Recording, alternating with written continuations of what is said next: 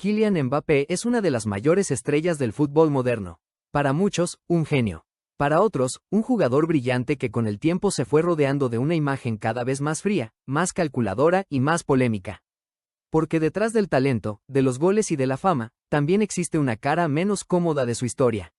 Desde muy joven, Mbappé fue tratado como alguien especial, no como una simple promesa, sino como el heredero del fútbol mundial. Y cuando un jugador crece escuchando que está destinado a dominar este deporte, algo cambia. La confianza se vuelve enorme, pero también puede convertirse en una sensación de poder. En sus primeros años, eso parecía parte de su encanto. Era un chico con personalidad, con seguridad, con hambre de triunfar. Pero con el paso del tiempo, esa seguridad empezó a ser vista de otra manera. Ya no solo como carácter, sino como una actitud que muchos consideraron arrogante. Fue en el Paris Saint-Germain donde esta imagen comenzó a crecer con más fuerza. Mbappé dejó de ser únicamente la gran figura del equipo. Poco a poco empezó a ser visto como el centro del proyecto.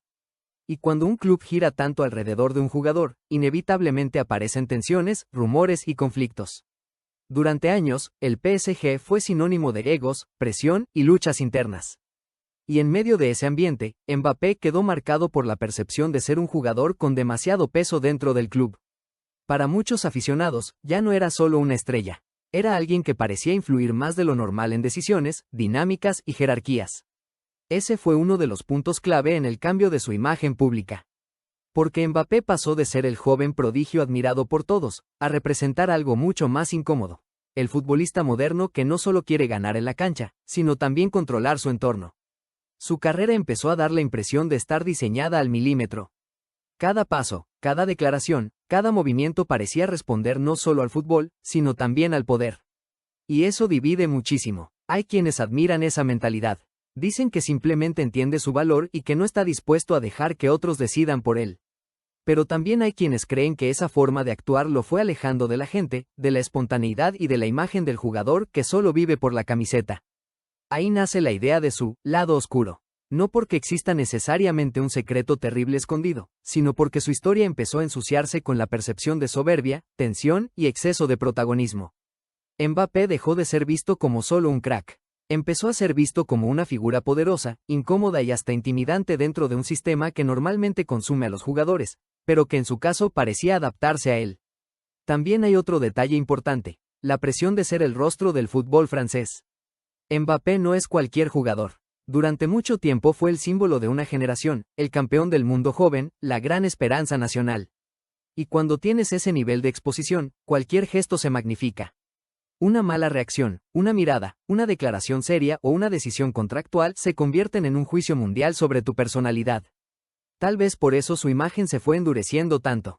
Porque mientras más grande se hacía, menos humano parecía ante la opinión pública. Más blindado, más estratégico, más parecido a una marca que a una persona. Y para muchos aficionados, eso mata la conexión emocional. El fútbol puede mover millones, sí, pero la gente todavía quiere sentir que sus ídolos juegan con pasión, con cercanía, con alma. Cuando un jugador parece demasiado calculador, algo se rompe. Quizá ahí está la parte más oscura de toda la historia de Mbappé. No en un escándalo secreto, sino en la transformación. En cómo el niño prodigio terminó convertido en una figura casi intocable, poderosa y polémica. Un jugador admirado por su talento, pero cuestionado por la forma en que parece haberse relacionado con el poder, la fama y el control. Al final, Mbappé representa algo que incomoda mucho: el verdadero rostro del fútbol moderno. Un deporte donde ya no basta con jugar bien. También hay que dominar la narrativa, el mercado y la imagen. Y esa es la gran pregunta. ¿Mbappé es realmente arrogante y controlador? ¿O simplemente entendió mejor que nadie cómo sobrevivir en la élite? Porque tal vez su lado más oscuro no sea algo oculto. Tal vez esté a la vista de todos. En su mirada, en su actitud, en su poder, y en la forma en la que dejó de ser solo una estrella para convertirse en un símbolo del fútbol moderno.